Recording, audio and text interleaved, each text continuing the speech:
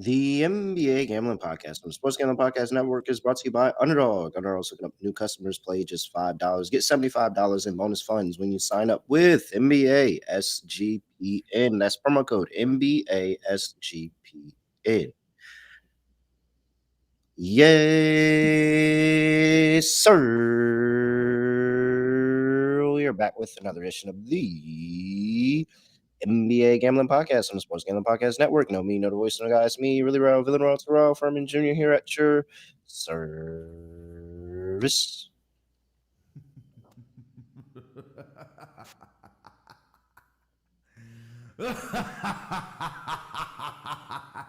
Ugh. Okay, we split the lock and dog. I mean, it was never in doubt that, the Portland Trailblazers was going to beat the crap out of the Utah Jazz last night. They get the cover, laying the 6. It got up to 6.5 at one point. Didn't matter. Covered all the numbers.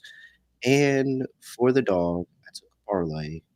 I parlayed the Hawks with the under, and the under came through because the Hawks couldn't shoot for anything, couldn't hit anything. 39% from the field, the Atlanta Hawks shot in that loss.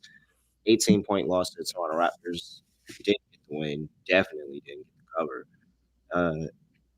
And sure enough, the Pistons. It was a really, really interesting night of basketball, to be honest. But it starts with the Pistons, and they just continue to be a wagon. And this New York Knicks team was nowhere near ready.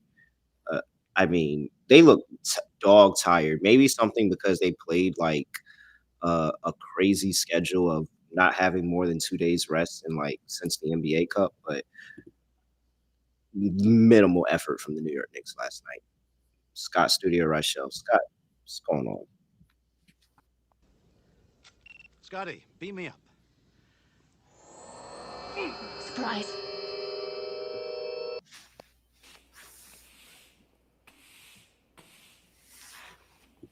Yeah, felt good.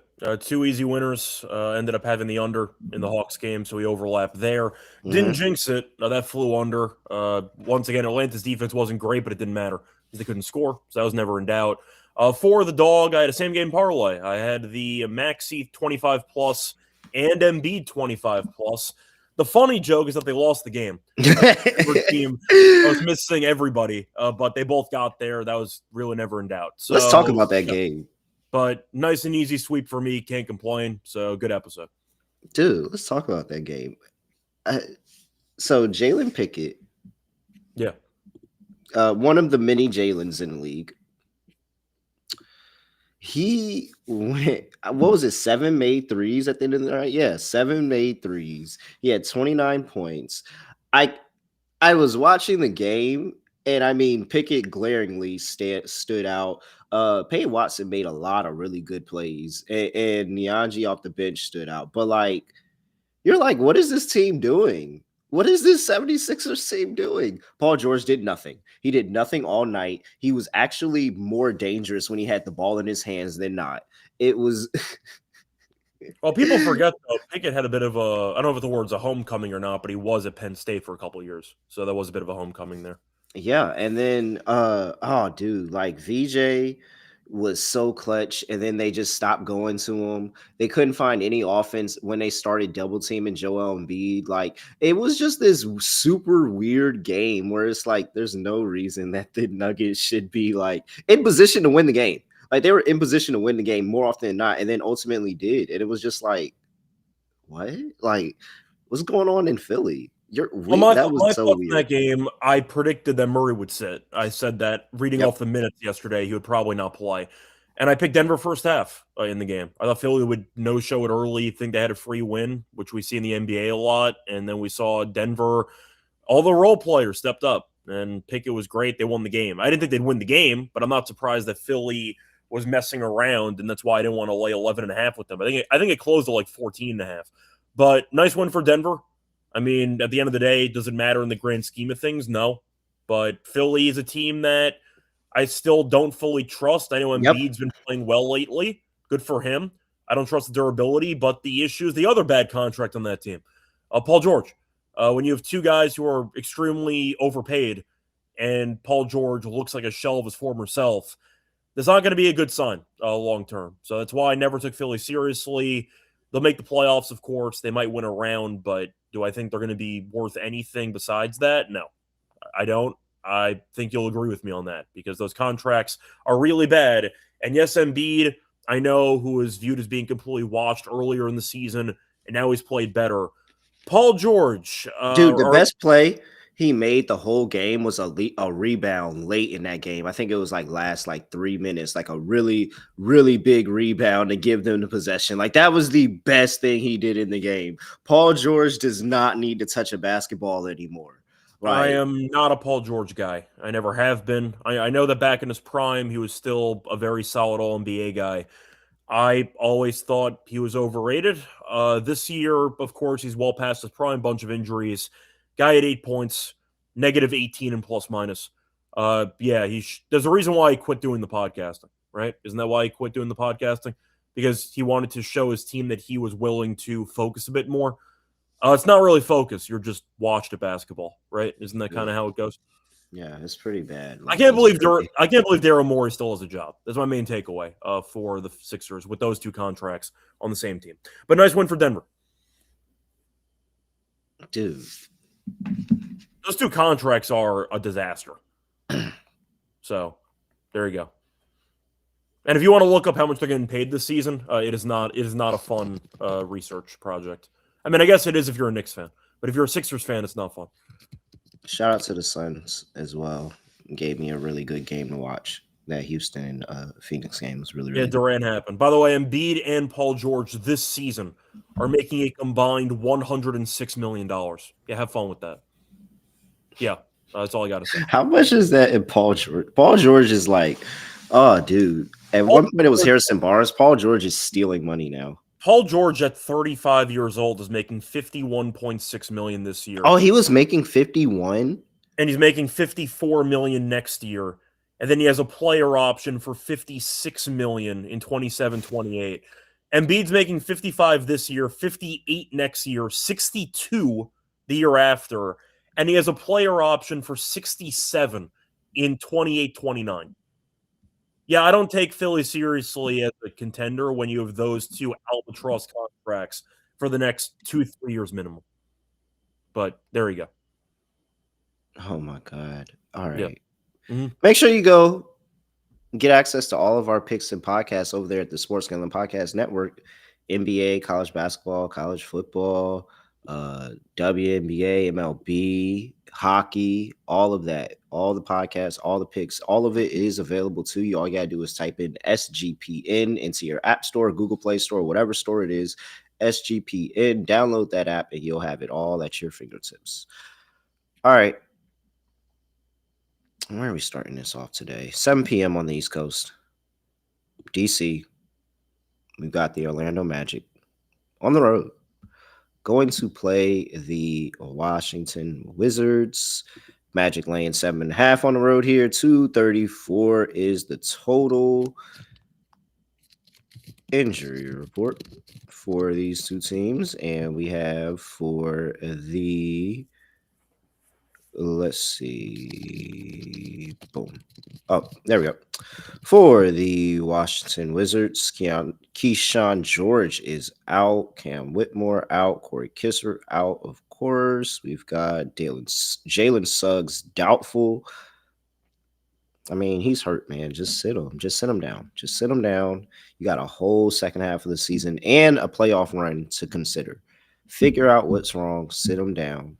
Get healthy. We'll see him after All-Star. This is clearly a sit him until All-Star situation here. With his injury history, you have to play it safe. I mean, you don't have a choice. Yeah, like there's no point in trying this, go out there. Like, all right, he's good enough to go tonight. And then, he plays 2 games and he's not good enough to go for the next 3 or 4. Like, just shut him down. Just shut him down. Because you're going to the playoffs. You'll be fine. Franz Wagner is out as well. All right. I mean, do you want to lay 7.5 with Orlando on the road? Because I definitely don't. But, it's also the Wizards. I get it. I mean, the Wizards have been a bit more competitive recently. I wouldn't say they've been good. I mean, that's definitely pushing it. But they're not rolling over. I mean, early in the season, it felt like they lost every game by about 20 points. They've been kind of competitive lately. I mean, you're looking at the recent results. They got killed by Minnesota, beat the Nets by 20, beat Milwaukee on a nice comeback there. A loss of the Suns by 14. Suns are good. Beat the Grizzlies at home by 4. Once again, it's kind of a mixed bag, but they have been winning some games. In fact, they have won 4 of their last 6, which is kind of crazy when you think about it. They're 4-2 in their last 6. Orlando, we know, tends to play a lot better at home than on the road. Orlando this season is 8-10 on the road. They won the first meeting of the season back in November by 31 points, but of course now Orlando's entire team is injured. Look, I think Suggs is very important. I mentioned this before. I know Anthony Black's been playing very well recently, and I get that now you could use Bane at the shooting guard. It feels like they've kind of given up on the Tyus Jones spot starter situation because that was not working. But, I mean, the Wizards are mostly healthy. George is out, but I think the Wizards have played fine anyway, even though George has been missing the last week or so. I'll take the points. I understand that Orlando could win and maybe even cover this easily because the Wizards stink. But Washington being 4-2 in the last 6 straight up, I think is intriguing. They're at home. Orlando's not very good on the road, and Orlando is missing their 3 best players. They're missing 2 of their 3 best players with Franz and with Suggs. So I'll go with Washington, a plus 7.5. If you want to go for Orlando 1-10, I don't mind that. But the Wizards, they've been playing better basketball lately. So I think that's good enough for me. Give me Washington plus 7.5. Yeah. I think I'm there with you. I mean, nothing makes me feel good about seeing the Magic on the road. In fact, if you want to look at the numbers, they've been bad on the road over the course of the season. 7-11 over the whole season. Right now, they're 1-4 in their last 5 road games against the spread. 1-3 on as a road favorite in those spots. So everything's bad here. We're not seeing Jalen Suggs, so it doesn't make me feel good defensively on the perimeter. And I mean, the Wizards can get hot. Like, you can have Trey Johnson, you can have CJ, and all those guys out there just kind of get going for a game. Like, I could see it. There's nothing that's saying that it can't happen. And it's probably what the Magic do, where it's just one of those games where Paulo just kind of keeps them in it, and they're just hanging around, and the ball bounces their way. They might get a win, or they might actually lose the game outright. Like, I don't think the Wizards outright is weird here. I think there's a couple of scripts. I mean, you're mentioning Orlando hanging around. Even besides that, Orlando could be winning the entire game. We've seen the Paolo-only fourth quarter offense, which has been disastrous at times. There's a chance the Wizards are down a bunch, maybe come back and backdoor this thing too. Yeah. It's possible at home. So if Orlando's going to have a hard time scoring late in games, which they have been doing for the last couple of weeks, I think Washington can hang in there. I'll go with the Wizards. There we go. I'm with you. Wizards plus 7.5. Total is 234 now. I mean, I don't trust the Wizards to guard anybody. That's kind of the trade-off. So I guess I'm on the over. I could see it going over.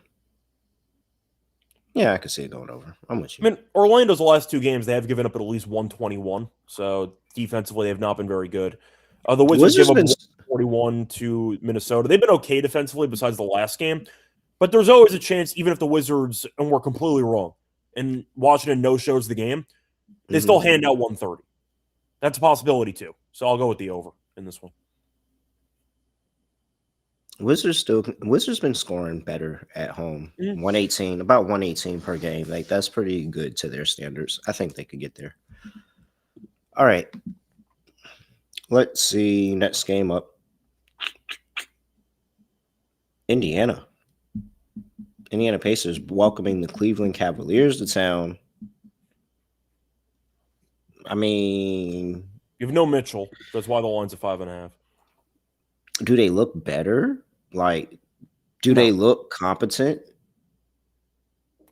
Well, Jared Allen might not play. I mean, he hasn't been very good this season anyway, but he's questionable.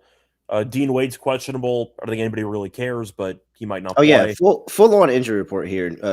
Allen questionable, Wade questionable, Mitchell out, Nance out, Strus out, of course. We've got Mathurin out for Indiana. No Isaiah Jackson, no Obi Toppin. So it's going to be the Andrew Nembhard show in that backcourt. Yeah, And you're hoping Siakam probably gives you 30, which you never feel amazing about, but it could happen. I mean, Cleveland's owned them this season. They've won both meetings by 11-plus points. I understand without Mitchell, though, the offense should be worse because Mitchell's been trying to carry this entire team. But Cleveland has been playing better lately. I mean, they have won 3 of their last 4. They have won 5 of their last 8. I'm not saying they've been playing well, but compared to where they were a couple weeks ago, they have been playing better basketball. I mean, they were competitive in the last game against Detroit. They lost by 4. I mean, no shame in that. Detroit's been the best team in the East so far this season. Now, Indiana is 6-30. They've lost 12 in a row. It feels like nobody's noticed they've lost 12 in a row, but they have. You can argue it's the trap line of the night because it's such a short spread for a team that has lost 12 straight games. But without Mathurin, I don't trust really anybody in terms of depth scoring on this team. Siakam, I don't even feel great about giving you a 30-piece. Siakam feels like a pretty steady 25 guy. But you're looking at the rest of the lineup. I mean, Nembhard's shot could be very inconsistent. Furphy, you could argue, is not great at this point in his NBA career. You could argue that he's fine, but I don't feel great of him being a starter. I mean, Neesmith, we know, is a 3-and-D guy. Potter is now their starting center, former Wisconsin guy. I don't feel great about that because he was basically out of the league earlier this year. So I don't like Indiana's team, but I'll blindly fade the team that's lost 12 in a row. Give me Cleveland -5.5. Okay. Do you think it's a trap line or do you think Cleveland? I think it might be a trap line, but Indiana's been so bad, losing 12 straight. And we both know Mathurin's a really good scorer. I just question how Indiana's going to actually score enough to keep this game competitive. I'll go Cleveland.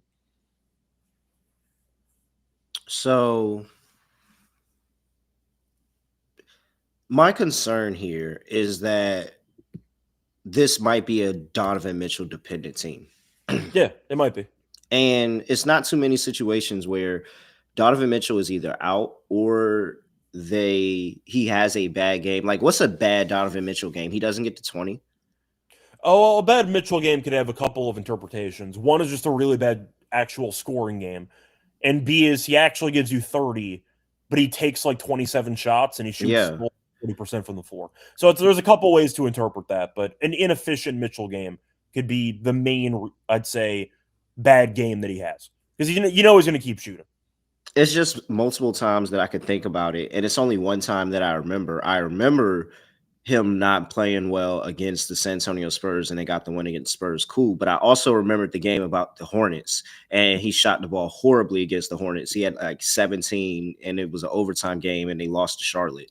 And so I was like, how many other instances is this where Donovan Mitchell has a poor game and they win? Like, they don't figure it out often. It's really just that San Antonio game. But like, you go back and you look at it, it's not too many times that you're looking like, oh, Donovan Mitchell had a really bad game and they still got the win. There's not too many times that he's not playing at all and they still get the win. You know, certain situations, Miami is a favorite. Of course, you're going to win that game. Yeah. Miami is a favorite. But like Toronto, Chicago, like, I don't know. I mean, I don't know if I can trust this team. You did name a playoff team and probably a play-in team with Chicago. This is the Pacers. I get it. Yeah, I think it's safe to say, though, with the Wizards winning 4 of their last 6, with the Nets playing better lately, even Utah being good at home, Indiana's 6-30. Like, they're definitely the worst team in the league at this point. Yeah. So if you want to make that argument, you can. I'll go Cleveland. I understand it, but like, Indiana's still at home. They're 10-9 at home this season. If you want to take Indiana, I understand. I'm just not going to do it. I'm not going to back a team that's lost 12 in a row. I just can't do it. I don't know. I will take Indiana plus points. I think Cleveland's played better lately. I know Mitchell being out, of course, kind of throws a whole wrinkle into it, but at least Cleveland, after we've been roasting them for about 3 months, at least the effort's there. They still might not be very good, but at least they're trying a lot more defensively, which was their main issue for most of the season. So I'll take Cleveland until Indiana wins a game. Darius Garland hasn't been playing well enough for me. Well, that's definitely true. That's what. So no Mitchell and Garland continue to play like this. Now, if Mitchell is gone and Garland shoots and starts playing amazing tonight, then there's actually a deeper conversation that probably needs to be had here. But if Darius Garland been doing what he's been doing all season, yeah, no, I'm good, because Evan Mobley's not going to carry. As much as I love Evan Mobley, he's not going to be able to carry him by himself. So I don't think it'll be consistent enough. At the very least, I trust Indiana to run their style of offense and do what they do well, which is they're going to get out and run. They at least have Nemhard who can get it to the guys. And Cleveland sucks on the perimeter. So it could just be some crazy 3-pointer day for the Pacers, and they're in this. And then Pascal Siakam starts roasting on the inside of the paint. I could talk myself into the Pacers having a good game here, although they have been horrible and they've lost a lot of games in a row. And I'm actually secretly really, really, really enjoying this. I like Indiana can't stop anybody. If you read off the last couple of games here, these are points allowed. 135 to Orlando, 123 to the Spurs, 112 to the Magic. Okay. You saw Houston score 126, Miami scored 142, and Boston scored 140. They can't stop anybody. I don't mind Indiana team total under, actually, but I disagree with the script than you, because the Pacers can't guard anybody, so they might sabotage the full game total, but I don't trust them to score, like, at all. And Cleveland defensively has been better than the last couple of months. So I don't mind Indiana team total under, especially with no Mathurin. I don't know how they're going to score. 132 to 130. Don't ask me who has the 132. I'll take Indiana to score 112 in this game. Give me Cleveland 120, Indiana 112. It's the who on Indiana's gonna have a big game? It's gonna be somebody else. Let me see. I'm trying to think of options they even have. You mean bench guy, or is this the random Neesmith 7-3 game? Yeah, no, it could be the random Neesmith 7-3 game, or Michael Potter. Michael Potter could have a big game. Maybe step on the outside, hit a few threes. I could see that. Yeah, double last game on 5 shot attempts, so that counts for something. But I mean, I just hate the starting lineup. I think Indiana's starting lineup's terrible. Yeah, no, they're definitely the worst starting lineup in the league. But I have full confidence in the Cavs to mess this up without Donovan Mitchell. Donovan Mitchell bails them out a lot. That's what's really turning me off on this, because I remember watching the Cavs play, and he really does bail them out a lot. That's why I like the under, because I think that if you want to argue that Cleveland's offense struggles without Mitchell, I can understand that. If you want to argue that Indiana stinks, I agree with you. So I think there's a couple ways to get the under in that game. I like the under in the matchup. But once again, I'd rather do Indiana team total, because that Indiana defense can give up 130 to a high school team. That defense is awful. So, yeah, that's what I got. Oh, I'm not sold on the Cavs defense either. No. Yeah, I get it. I just think it's a high total. It is a little bit. No, I'm not intrigued by too many angles in this game. I will admit, I'm not intrigued. All right. But if I had to pick, give me Indiana. All right, let's see here. Before we get to the next game on the slate, got to talk to you about Kalshi, a real money prediction market. We are talking about legal in all 50 states. It doesn't matter where you're at in the U.S., you can get on Kalshi. So check out all the trade markets they have: NFL, college football, college basketball, NHL, all of that and more. Plus, you have stuff like politics, entertainment, weather. You can do it all, trade it all over there on Kalshi. New Kalshi customers get $20 when they use promo code SGPN. That is KALSHI, promo code SGPN. We're also brought to you by Underdog. Hey, you can pick higher or lower your favorite player's fantasy stats. Set Cat. Boy, did you see Cat last night? Oh, man. Well, is that a trick question because he was invisible, or are you asking if I actually watched the game? No, Cat is just overall, because he's not there. Like, shout out to those who said, no, I'm gonna just start taking his lowers. I haven't gotten to taking the lowers on Cat, because I know when I start doing it, he's gonna think that he's freaking, I don't know, like, he's gonna think he's a god, like, as soon as I start taking lowers. But everybody else, continue to take the lower if you would like. I'm done with Cat. I'm not doing anything with Cat this season on Underdog, but it's a whole bunch of other players that I'll take higher or lower on, and maybe try to win up to 5,000 times my entry. Make sure you head over there to Underdog Fantasy, promo code NBA SGPN. That is NBA SGPN.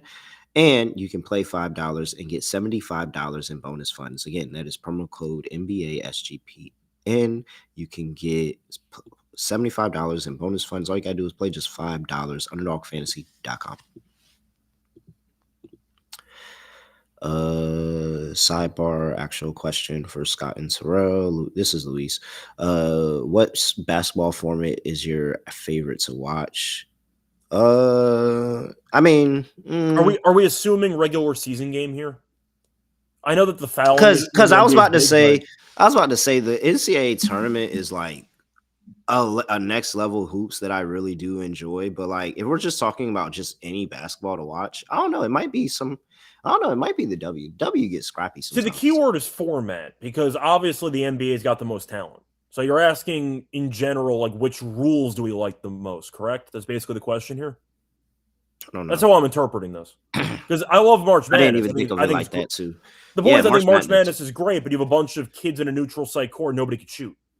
And that's why we had the first half under thing. So the hoops might not be the best quality. That's what I'm saying, is that if you get a bunch of kids in a neutral gym playing at 11, the first half under trend worked because a bunch of kids couldn't shoot in a neutral gym. So you could argue the format's fun, but the games themselves, in terms of quality, the play isn't that great. I really enjoy the TBT for giving us the Elam ending. I enjoy that, like watching those games, like TBT games, and watching the Elam ending. I hate when it's like, a slow burn for it, but when it's like a tight game and it's one bucket to win, yeah, that's fun. So like, but FIBA's tricky because I love the rules. I think FIBA rules are the best rules of any basketball league or organization. However, just don't got no talent.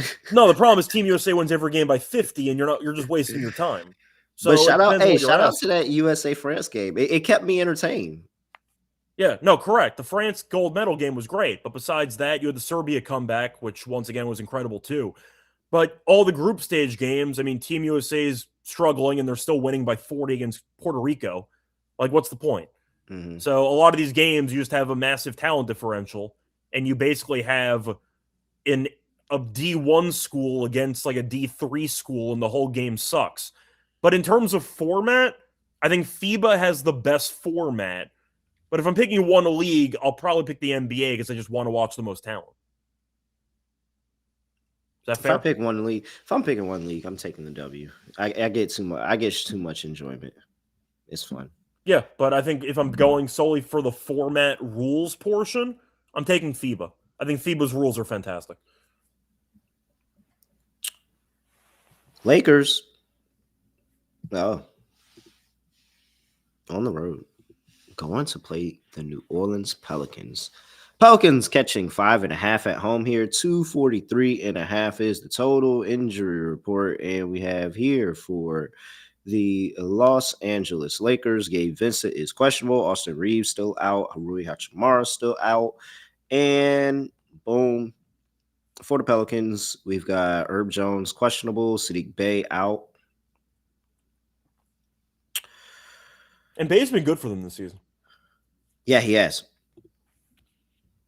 So, yeah, I still think that this is. I definitely don't trust the Lakers anymore. I can say that wholeheartedly. I don't trust them against legit teams. However, I know New Orleans isn't a legit team, so this could very well be the Luka Doncic show yet again, and just carry them into a win. Yeah, pretty much. And we know the Pelicans can't play defense. Oh, it's very boring. The counterpoint is you pick the Luka triple-double and the Pelicans somehow win. But remember when New Orleans actually won a couple games? They won like 5 in a row. And we're like, this team's actually not as bad as we thought. Yeah. And then they've now lost 7 in a row. So it was fun while it was a good time. Reading off the points allowed for New Orleans during that stretch. 125 to Miami, 122 to Portland, 134 to Chicago, 130 to the Knicks, 123 to Phoenix, 115 to Phoenix, and 141 to Cleveland. They cannot guard anybody. We've mentioned this before with Derek Queen. We both like Queen. Traffic cone defensively. It is what it is. I don't think the Lakers play much defense either. So I like the over. Just give me a bunch of points. That's where I'm at. You have any counterpoint to that? I mean, one of these teams should score 130, right? Yeah, I mean,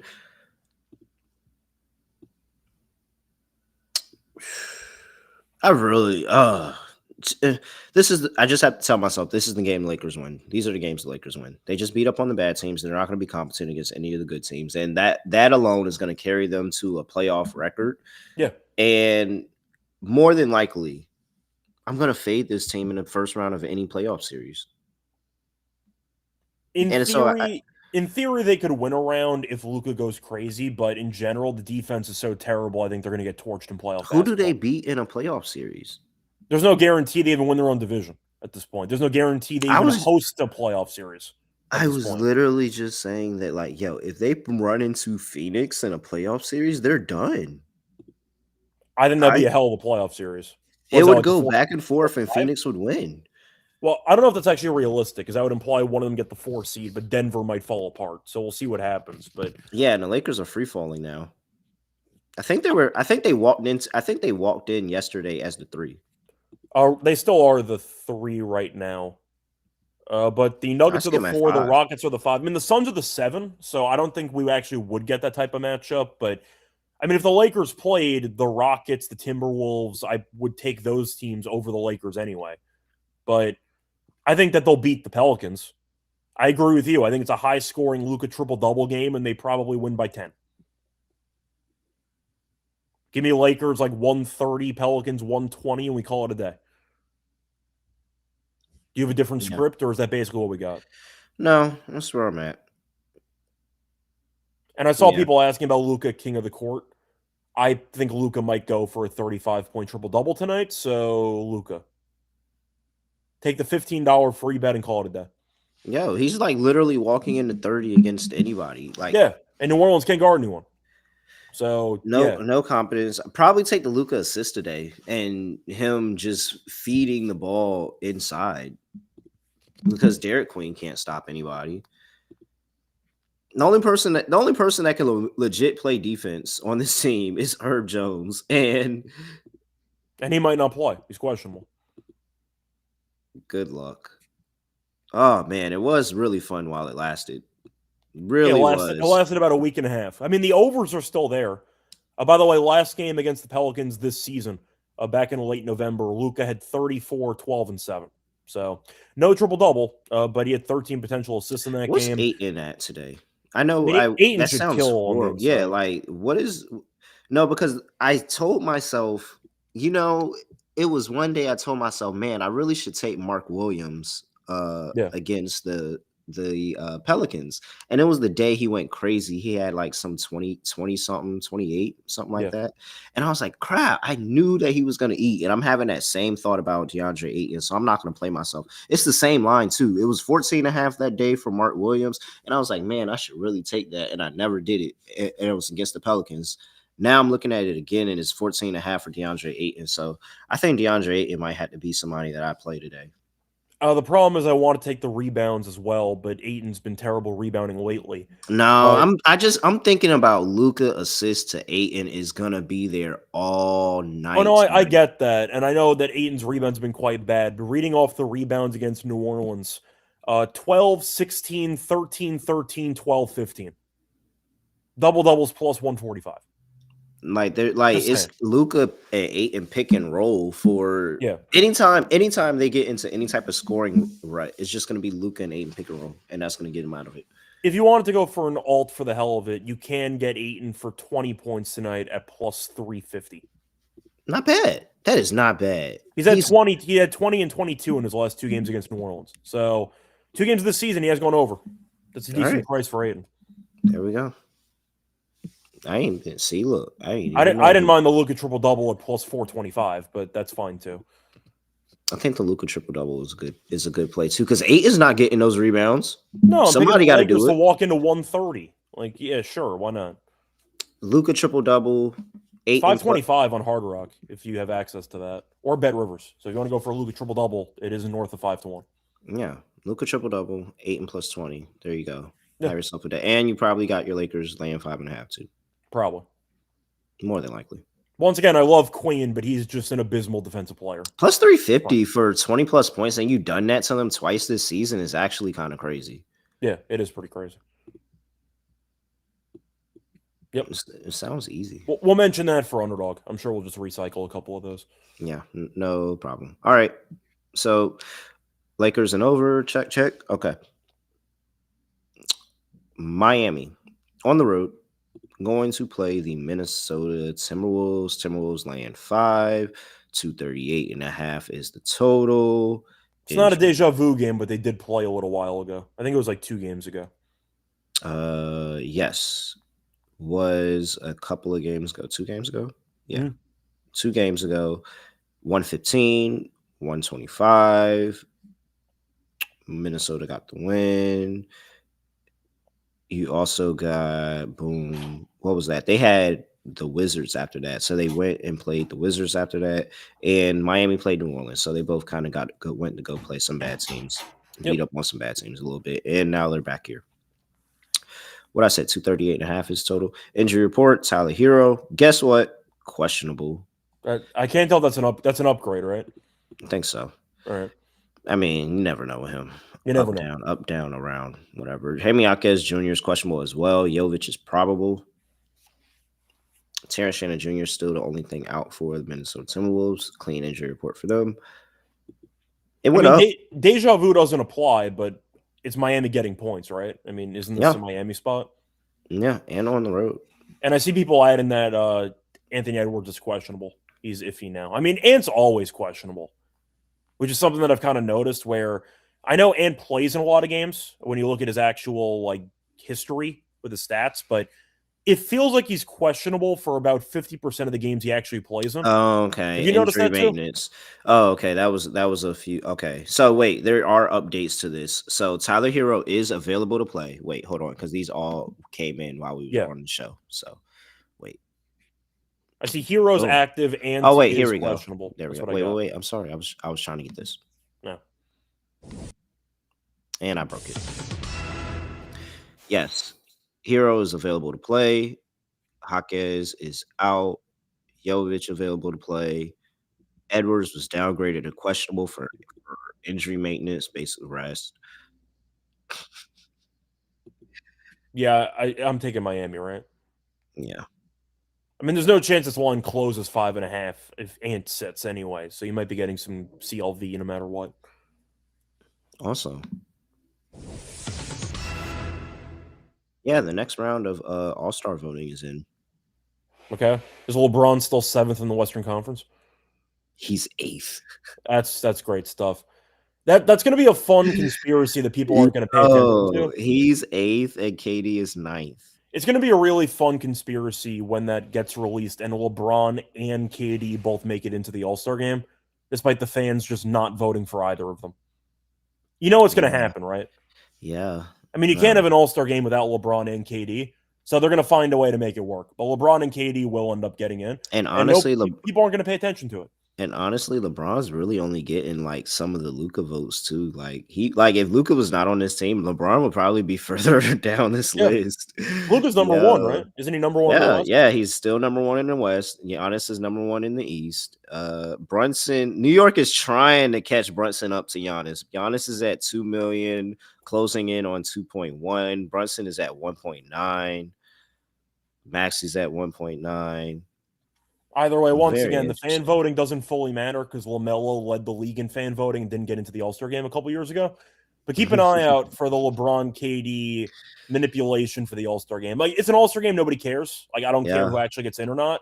But for the sake of legacy stuff, the league's going to force LeBron and KD in. It's going to happen. But just I'm very interested to see the Giannis versus Luka draft. Oh man! All right. The only time it was fun was when they aired the draft on Inside the NBA, and KD had to take Gobert over Harden. I mean, that was the best part of the All-Star game for the last 10 years, right? He said he needed a big. Yeah, that's actually been the best part of the whole weekend. LeBron had that one game winner when they had the target score, which was actually pretty good. But besides that, it was the taking Gobert over Harden after Harden forced a trade out of Brooklyn. Like, that was the best part of an All-Star thing for a while. I don't care. Yeah, and it's going to split this year. It's going to be bad. I really don't care who gets in. Just play hard. We just want people to try, and they're never going to try, so it really doesn't matter. But whatever. I'll take Miami in this game. Yeah, we're on Miami too. Yep. 230. I mean, it's over. I'm not taking anything under here. I'll actually argue for an under in this game. It's a little bit deja vu there, but if Ant doesn't play, I question how Minnesota is going to score. Yeah, what am I going to trust? But Miami plays fast. I get all that. But am I supposed to trust DiVincenzo taking 20 shots? It's the Julius Randle show. That could go one of two ways. I'll go under, but I'm probably not going to bet the total. Yeah. All right. Before we get to the next game up, we gotta talk to you about Novik, America's #1 sports prediction market, where you get the best prices on the market. They have a whole bunch of reduced juice bets. You can find bets that are over there -115, -110. That could be all the way down to even money over there with Novik. Download the Novik app, get $50 when you spend $5. When you use the promo code SGPN, get on the action with Novik, promo code SGPN. We're also brought to you by Rhythm. NFL props were really, really good to them, especially those unders, those sharp unders. Make sure you check them out for the playoffs and the NFL playoffs in the NFL app, because it's very, very good at identifying those players that you need to fade. College basketball is going. NBA is going. You could make your models and use your sliders, or you could just use the house models that Rhythm have and provide to you and already give such great picks. Go over there, lock in, get more, use the power of data with Rhythm. Use promo code SGPN25 when you download the Rhythm app. For new customers, make sure you go use SGPN25. Download Rhythm, get 25% off your first month. That's going to give you 25% off your first month over there at Rhythm. Promo code SGPN25. All right. San Antonio on the road. Going to play the Memphis Grizzlies. San Antonio's laying 6.5 to 39.5 is total. Grizzlies have lost 4 straight, including back-to-back games to the Lakers. Philly is in there. Wizards are even in there. Then you have this San Antonio team that just lost to the Trailblazers, but the Trailblazers seem to be up right now. So that might not be a horrible loss in the grand scheme of things right now. Trailblazers kind of have it figured out for a second. They're playing better. I mean, Utah doesn't try to play defense, but either way, a win's a win. You got Indiana, Knicks get the win. Cool. Lose to Cleveland. Jury's out. And then you lost that game to Utah. I'm like, what was that? Wemby's questionable, so that's a maybe, which is surprising. He went through shoot around today, so that's pretty good. Wait, no, he did go through shoot around. Okay. We know they're going to be careful. We know that Wemby is going to be on a min restriction anyway. He might come off the bench. I mean, they might be using the core net starting lineup again, which they did against OKC, and they beat them. So there's a chance Wemby plays and comes off the bench in this game. But Memphis has no size at all. Yeah, Vassell is out, so Vassell's also out. Very, I know that's very, very big part of this team, Scott, that we had to make sure that we paid attention to, that Devin Vassell, one of the key and best players on this team, is out. Just making sure that everybody knew that. Thank you. John Morant's questionable. Vince Williams Jr. is questionable. Cedric Coward is out. Brandon Clark's out. Zach Edey's out. Conchar's out. Todd Jerome. Yeah. Dude, some players just be stealing money, man.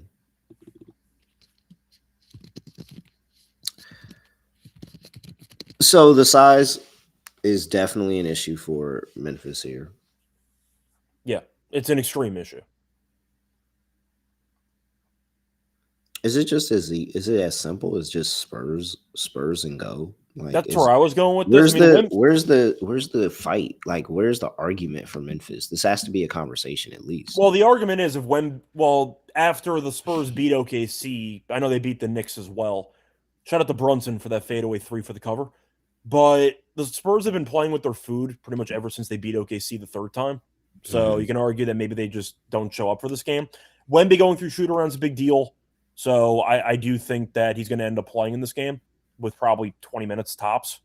But, I mean, do you like this Grizzlies team?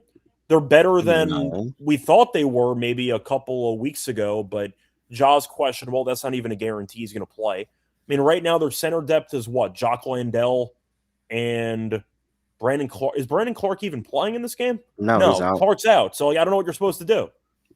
You have no size at all. Jaren Jackson Jr. refuses to rebound. I don't know what you're supposed to do.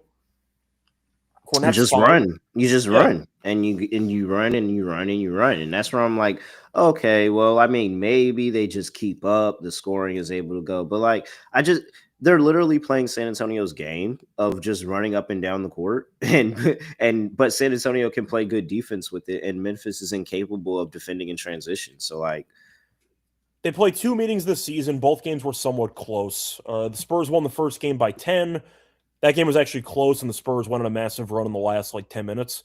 And the second meeting, I'm trying to see who played in that game. Edey had 19 and 15, so that's a big deal. And Wemby did not play in the second game, and they still won. In fact, Castle didn't play either. So without Castle and Fox, they still won by 7 against Edey. I got to go with San Antonio in this game. yeah, they're just kind of playing with the line a little bit. San Antonio laying 6.5. Pretty easy. By the way, I see Renzo saying he didn't know Ty Jerome was still in the league. He's been hanging out with Max Strus the entire season. Yeah. And Scoot. And Scoot Henderson. Yeah, they all just been chilling. Like the guys we haven't seen in uniform at all. They're technically on a roster, but they haven't played a single game. They're all just hanging out. I just think it's crazy when okay, we understand DeJounte Murray, Tatum, Tyrese. We've seen those injuries, but what happened to you guys that you haven't even put on a uniform this season? Yeah. And I mean, Scoot was unexpected because he was injured, but nobody knew how long he'd be out for. Jerome literally signed a massive contract and proceeded to never play again. Preseason. Yeah, went in preseason, got hurt. Signed a massive contract, never played again. That's probably the worst out of the group. But yeah, Jerome's a good player too. He just can't stay healthy. All right. Now we jump all the way to 11 o'clock. They said you got to wait till the first game's in. I've been complaining about 10 p.m. games for years, and now NBC's just throwing out 11 o'clock games. Yo, what? It's disgusting. And some of the games aren't even on TV. They're on Peacock. You have to be out of your mind to be watching an NBA game starting at 11 on a streaming platform. You must be out of your mind if you're on the East Coast. And the fact that it's going to be the Dallas Mavericks on the road playing the Sacramento Kings, staying up for this game. Yeah, all right. It would have to be something insane going on. Dallas is laying 5.5 on the road. That sounds disgusting. 232.5 is the total injury report for these two teams. And we got PJ Washington, who's doubtful. Derek Lively is out. Keegan Murray's also out for the Sacramento Kings, with Sabonis, of course. It might sound harsh, but am I wrong for not caring at all about whether Lively plays or not? Am I being harsh, or is that a fair response? Nope. I'm under the belief that Luka made Lively's entire career, and I can't tell if that's fair or harsh. It feels fair to me. Is that fair? I mean, he might be valuable when Kyrie comes back, maybe. Potential. I mean, he's mostly a rim protector who's going to be a lob threat who has no actual offensive talent. But I'm not a Lively guy. It would definitely need to be the Gafford show until Kyrie comes back. Yeah, pretty much. And you could argue Gafford is a better version of Lively, but they're both the same type of player. Mm-hmm. So. Okay, so both of these two teams have been horrible. Yep. Dallas is 5 games better based on record. They played once this season late. I mean, Dallas is still 1-4 in their last 5 games. Jesus Kings won the first meeting, which was about a week and a half ago. So that's something. But the Kings, we know, stink. They've lost 5 in a row. Dallas was in really bad form. They beat Houston. I don't know where that came from. But they beat Houston. They had lost. They always play Houston tough. It's that Texas. I don't know if it's a Texas beef or whatever, but Dallas always just plays Houston tough. So that's why I really don't want to lead into that. And I know Dallas is still a really bad team, but it's also the Kings, who I still yet to find very good things to talk about when we have to talk about Kings basketball. Like, there's not really a lot of good points. They're actually hard to watch. I do want to ask you, do you remember when the Mavericks randomly beat the Nuggets in that one game on the road? Yeah. Yeah. What if I told you that was their last road win? Really? Yeah. They won a road game 6. Really? Holy yeah. shit. They beat Denver by 10. I know exactly what game you're talking about. That was not the Cooper Flag almost triple-double game. That was a home game. But on the road, that was the Nemhard double-double game, and they had a very solid performance. That was on December 1st. Since then, they lost to OKC, lost to Utah, lost to Philly, lost to New Orleans, lost to Golden State, lost to Sacramento, lost to Portland. That was the last road win they've had. It was over a month ago. Sacramento. So they did play in Sacramento about 10 days ago, and they lost. So something to keep in mind. Dude, but have you seen 115 to 98 loss to the Bucks? 129-102 loss to the Suns. 120-106 loss to Boston. 131-190 to the Clippers. 125-101. Okay, I guess all these teams to the Lakers. Well, I guess all these teams are, well, the Bucks loss is just disgusting, honestly. Yeah. But they got Giannis, so I get it. But they're not even in. There's a level of quit that's in this team, and it's kind of ingrained into them at this point. But Dallas is really bad. I think this could be the trap line of the night because you have a team that hasn't won a road game in over a month. But I don't think the Kings are an actual franchise. So I'm just completely torn. You have to look yourself in the mirror and say, I like the Kings today. And that's what I was just about to say. Nah, am I about to? I don't know if I have the strength to do that.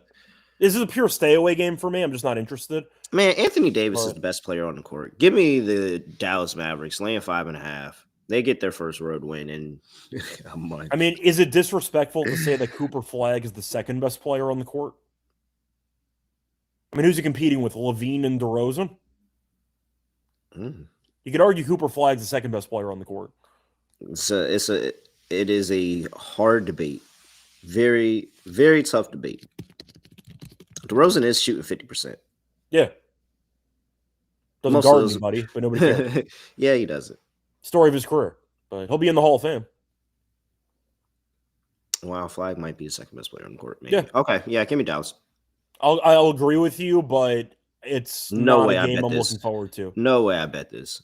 And I know that we talk about NBA for betting purposes and how I try to watch a lot of games. At no point will I have this game on.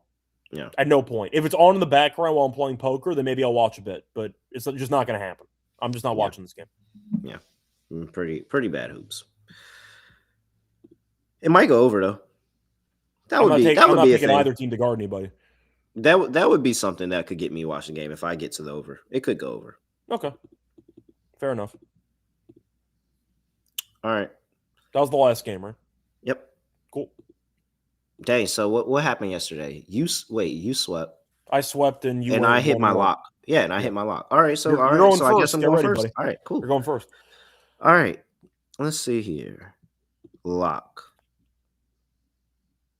Dog, is San Antonio too easy? Seriously, what is the case for Memphis to get in to actually win this game?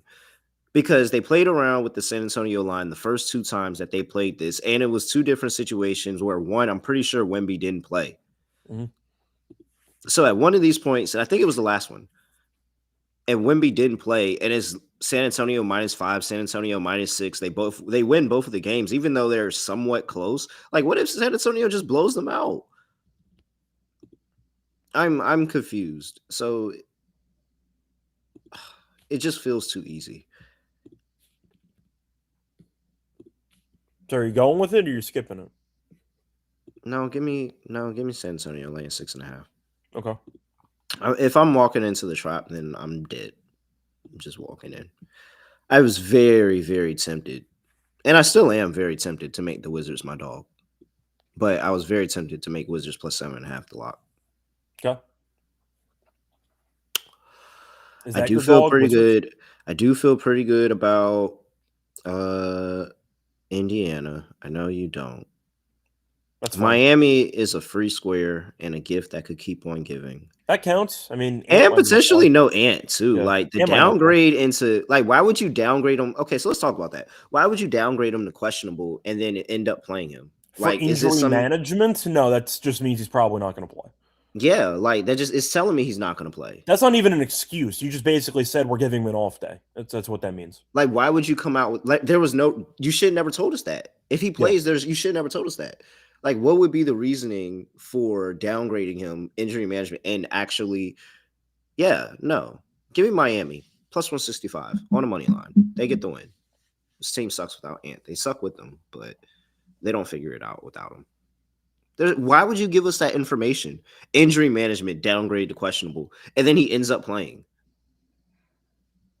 I mean, I You're think just wasting everybody's time. But yeah, pretty much. It is a home game, so you could argue, he might just want to play for the fans. But once again, you shouldn't have said anything if you weren't considering to fully sit the guy. Like that's some little bottom feeder job that you just made their job harder because you said that you wanted to give out this information and then play him anyway. So I'm sticking with the Miami theory. Give me Miami as my dog plus 165 lock. I should have probably looked at the Lakers too, but give me San Antonio laying 6.5. I'm just not sold on the Memphis Grizzlies, and this San Antonio team beats up on them. All right, cool. So I know what I'm gonna do for my dog. Question is, what do I want to do with my lock for the show?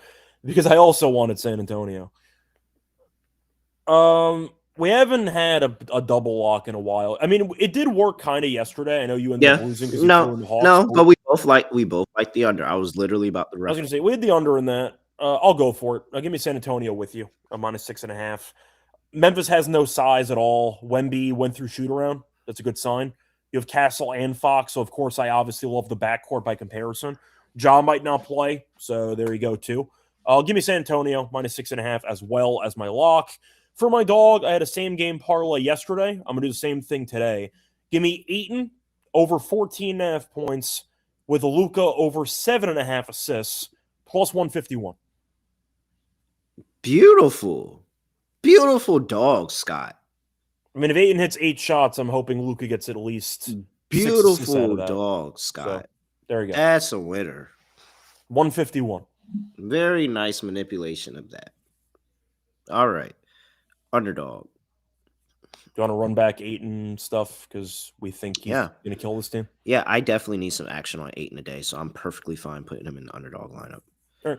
Ayton higher 14.5. Let's get that. And then, underdogs got it a little bit lower at 13.5 higher. Good. 13.5 higher. It's they juiced it. I wonder for Ayton. I appreciate it though. You never know about Ayton. They give you never know. We might be sweating this in the fourth quarter. It's 7 made shots with no free throws. Perfect. Give me the 14 points. Yeah. Okay. All right. I like the thought. I like the optimism. Well, you know what we have to take, right? Because he's back in the lineup. Who? It's Anthony Davis. Oh, is it? Oh, yeah, right? yeah. It's a free space, right? We're PR. Because who's stopping him? The rookie? No, and if he gets injured in the first half, then avoids. Yeah. It's free space.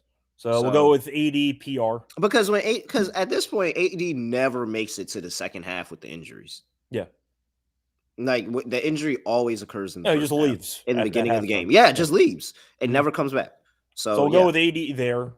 AD's been good to us on the show. Perfect underdog player. Yeah. And then, I mean, did you want to do Luka as well, or did you want to get a bit more creative? I mean, Norman Powell is an option. We can't do Wemby because he might not play. I mean, you know what? I mean, you could talk me into Nembhard or Pascal. I was going to ask if you wanted to run it back. Did you want to go for like a Castle RA? No, Fox is playing. Okay. He runs that a little bit. I'd rather play Luka. All right, we can do Luka. Just PRA crazy game. Yeah. I mean, we called. Hey man, we called for the 30-point triple double. So if you want to go for Luka PRA, that's fine, or Luka triple double even. We can. They've locked me out of the Lakers game right now. Oh, okay. Then never mind. So I can't give you the full price of it, but hold on, it's coming back maybe. Yeah, I mean, unless you wanted an Anthony Black game because you have no Suggs, which I can get behind too. No. It's back. We're good. Okay. All right. Well, it's really an all Laker lineup. Let's go with Luka Doncic higher, 50.5 points, rebounds, and assists. DeAndre Ayton higher, 13.5 points, and Anthony Davis higher, 25.5 points. Yeah, 25.5 points against this Kings team. No interior defense at all. Yep. Better. And you're going to be playing the whole game because you guys suck. Yeah, pretty much. A little smaller of a payout this time, 5.2x. $100 gets you $520, but there is a 50% boost for the NBA in there for you that you can use today. Make sure you go use that. All right. That brings me to 7.3. There we go. That's a very nice payout. Max $50 though, so 50 will turn me into math in public. I was not paying attention, so I can't even help you out. Nope, 7.3. It was a lot. It was too much. Right. Yeah, that's fine. It's too much. Either way, boom. That's it. Anything else for people before we get up out of here? Yes. Lonte changed his schedule. Both of us are back again tomorrow. Okay. All right. What else? He's at Rush Radio. I'm at __. Make sure you give us a follow at SGPN NBA, youtube.com/NBA Gambling Podcast, 5-star rating review, wherever you get your podcasts. Yeah, Sawdust. I do like the Wizards money line at +255. I would be tempted in a Wizards Miami money line parlay tonight. Throw in Indiana if you really want to get gnarly, but no, I'd really be tempted in a Wizards and Miami money line parlay. I might actually play that. Yeah, that can work out. All right. What else? No, that's it. Nothing else. Say nothing else. Do no other way of hitting podcast. Just gonna like this. Not a mention of the Thunder. Yeah, the Thunder did lose. Thunder no show the entire game. We didn't mention it because we both picked Charlotte to cover if Khan was playing, so that worked out. But yeah, we'll save the. I was gonna save the OKC roast for when they play again, so we'll probably do that tomorrow. Yeah, no, the Nuggets game. We didn't forget about it. We'll save it for when they play. Yeah, but what I will say is Sam Presti can end it all whenever he wants, and I think that's what's just like the funniest thing about OKC. Yeah, I tweeted about that once they lost to San Antonio for the third time. I said they should trade for Giannis, and everyone's like, "What are you talking about?" I'm like, he can do whatever. It's right there. Literally, he has the picks, he has the talent of players. Every player he has a ring, and so that goes on top of to somebody. Yeah. He literally can just say, "You know what? I am tired of these guys," and trade them all away and get viable capital. I tweeted about it. I mean, the salaries aren't even that bad in terms of matching. You can trade Hartenstein on like 3-4 first-round picks and add some other stuff, and you're fine. Yeah, like so, keep that in mind. I'm sorry, it's just hard to talk bad about OKC. Like it's so much easier with everything else. We'll OKC is just like you can press the red button. Yeah, they can touch the red. Press the big red button, whatever. That's why we didn't mention it because we don't want OKC to hit the red button, so we're afraid Presti's going to watch the show. Hey man, and by the way, Charlotte to randomly beat anybody. That's also another thing. When healthy, they're not bad. Yeah. All right. That's it. Nothing else. Say nothing else. Do no other way of ending the podcast.